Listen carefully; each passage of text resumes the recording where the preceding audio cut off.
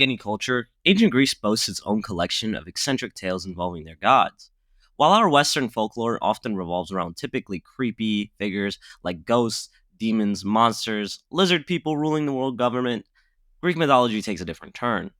Their deities and stories range from mischievous antics to peculiar predicaments, far from the norm. From gods stealing from each other to vengeful and honestly unjustified curses, Greek myths have explained the bizarre and unexpected throughout their history.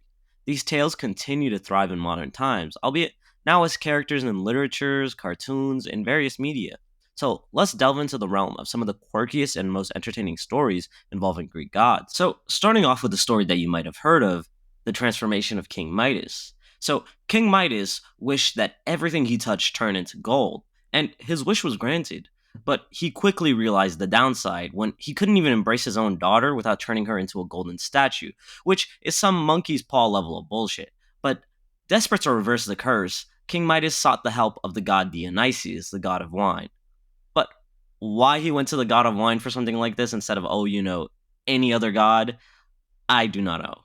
But somehow it actually worked. Dionysus instructs him to wash away his golden touch in the river, which successfully restores things to normal. So, if this teaches us anything, it's that alcohol truly does solve all of our problems. The next story revolves around Cupid, the mischievous god of love. You see, Cupid falls in love with this lady named Psyche. However, he keeps his identity hidden from her, being a god and all.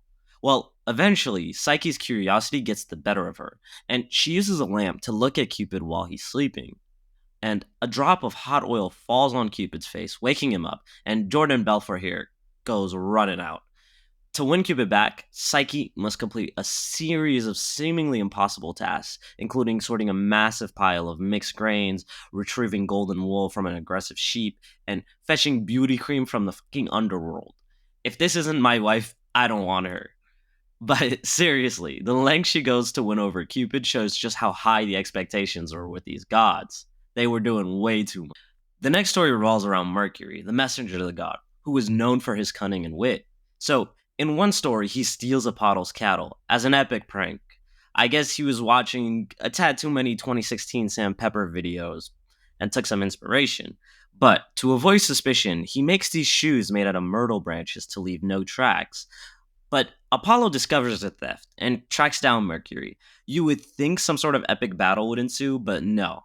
Apollo essentially high fives him for the epic prank, and the two gods end up sharing a drink while listening to music. This is how you know that this didn't happen in America, because one step onto the wrong property here, and you got shotgun shells coming at you. You see, the gods weren't always chill homies. Tiresias, a mortal prophet, had an unusual encounter with the goddess Hera and the god Zeus. See, the couple are arguing about who enjoys sex more, men or women. And they asked Tiresias, who had a unique experience of being both a man and a woman due to a prior incident of dealing with Hera's bullshit, and her having cursed him. Well, Tiresias replies that women enjoy it more. Hera is so offended by his response, she blinds him. Side note, Hera has got to be the most uptight and legitimately cancerous god in Greek lore, but in compensation, Zeus, assumingly exhausted of Hera being the way that she is, which I can only assume is because of the guy constantly cheating, grants Tiresias the gift of prophecy and extended lifespan. I guess it worked out, but Jesus Christ, is Hera an asshole sometimes. See, that's not the only instance of the gods being assholes, though. Arachne, a weaver, boasted that her skills surpassed those of the goddess Athena, which, like, you already know that these guys have no chill, so I'm not sure why you would do that, but Athena's ego was so hurt that she challenges Arachne to a weaving contest. And the two create these exquisite tapestries, but Arachne's work portrays the gods in scandalous behavior in a humorous and unflattering light.